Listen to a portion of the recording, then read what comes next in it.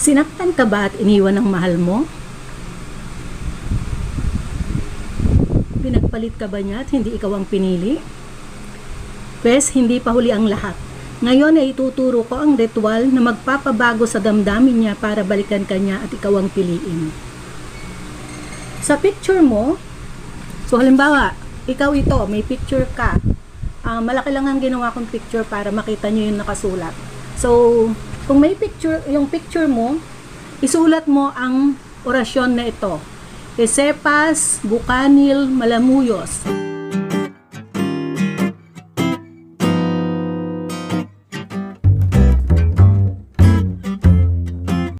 Isulat mo din ang full name mo sa taas. Yan. Tapos sa picture ni target o ng mahal mo, isulat mo din ang full name niya. Tapos isulat mo din yung orasyon na Esepas, Bukanil, Malamuyos. Sa picture naman ni kabet o ni third party, so sa picture nyo ni target, pulang ballpen ang gagamitin mo. Or pulang panulat ko, ano man yung pulang meron ka, kung pentel pen. Sa picture ni kabit, isulat mo din ang full name ni kabit. Tapos isulat mo sa picture niya, Hagarem, Manitil, tapos lagyan mo ng 3 cross sa ilalim. So sa picture ni target, kunin niyo ang picture ni target, sabihin niyo ang full name niya 3 times. So, halimbawa, ang full name ni target is Juan Rizal. So kukunin niyo yung picture ni target, sasambitin niyo ng 3 beses yung pangalan niya, Juan Rizal, Juan Rizal, Juan Rizal. Tapos sambitin din ng 3 beses ang kanya ang orasyon. Esepas, Bukanil, Malamuyos. Esepas, Bukanil, Malamuyos. Esepas, Bukanil, Malamuyos. Saka isunod ang kahilingan. Humiling ng taimtim, hilingin na maging tapat sa iyo ang mahal mo, na mababalisa siya at magiinit ang ulo pag di ka nakikita at nakakausap. Sabihin din ang kahilingan 3 beses, babalik ka na, nagsisisi ka na sa ginawa mo sa akin, marirealize mo na ako ang mahal mo at ako ang pinipili mo mula ngayon habang buhay natin. So sabihin ng 3 beses, babalik ka na sa akin, nagsisisi ka na sa ginawa mo sa akin, na-realize mo na ako ang mahal mo at ako ang pinipili mo mula ngayon habang buhay natin. Babalik ka na sa akin, nagsisisi ka na sa ginawa mo sa akin, na-realize mo na ako ang mahal mo at ako ang pinipili mo mula ngayon habang buhay natin. So kung may iba pa kayong gustong sabihin, pwede nyong idagdag. Tapos kunin ang picture ng kabet.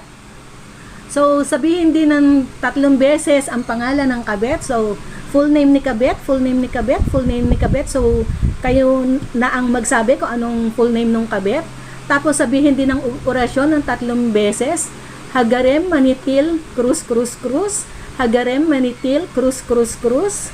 Hagarem, Manitil, Cruz, Cruz, Cruz. Pwede nyong gawin yan sa 3 cross. Ihip kayo 3 beses ng pakrus. Saka sabihin ang kahilingan 3 beses din. Iiwan ka na ng mahal ko, maghihiwalay na kayo, hindi na ikaw ang pinipili niya. Iiwan ka na ni Juan Rizal, maghihiwalay na kayo, hindi na ikaw ang pinipili niya, bagkus ay ako. So ang pangalan ni kabet, iiwan ka na ni Juan Rizal, maghihiwalay na kayo, hindi na ikaw ang pinipili niya, bagkus ay ako na uli.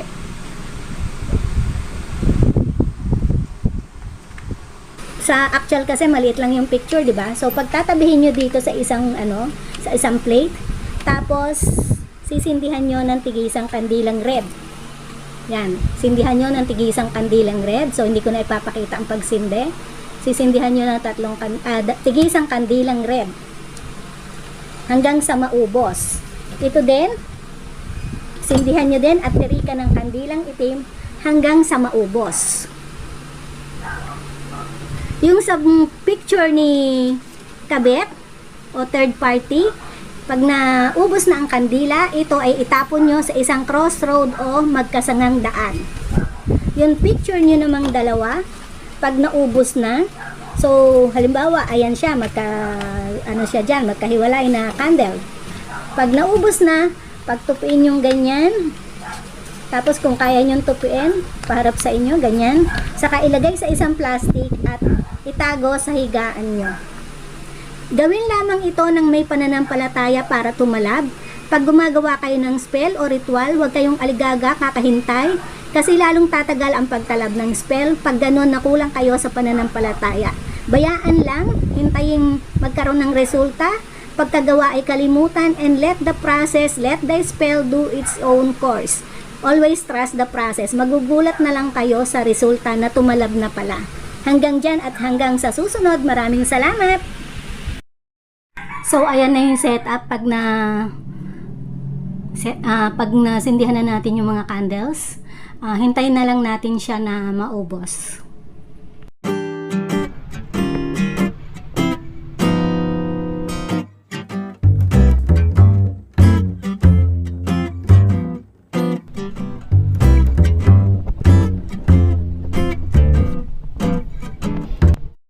Isang black at saka yung isang red. So, kukunin na natin itong black at i-dispose na natin sa isang sangandal.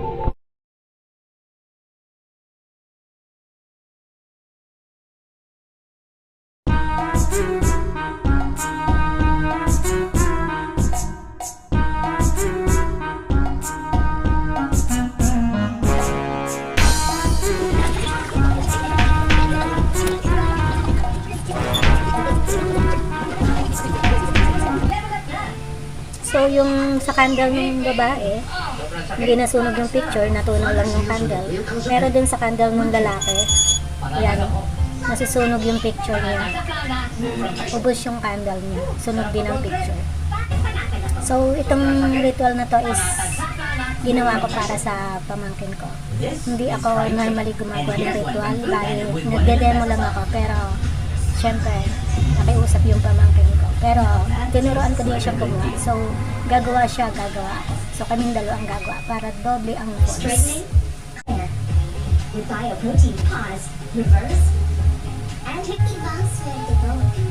So, sunog yung picture ng lalaki. Pero pwede pa rin natin kunin yung pinaka-abo niya at isasama dito sa candle ng babae, saka ilagay sa isang plastic, tapos itago sa ulan.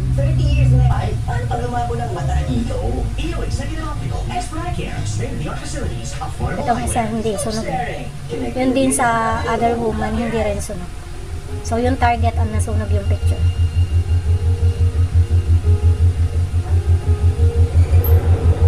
Unang namatay yung candle ng other woman. So ibig sabihin madali siyang dispose. Ayun na sila.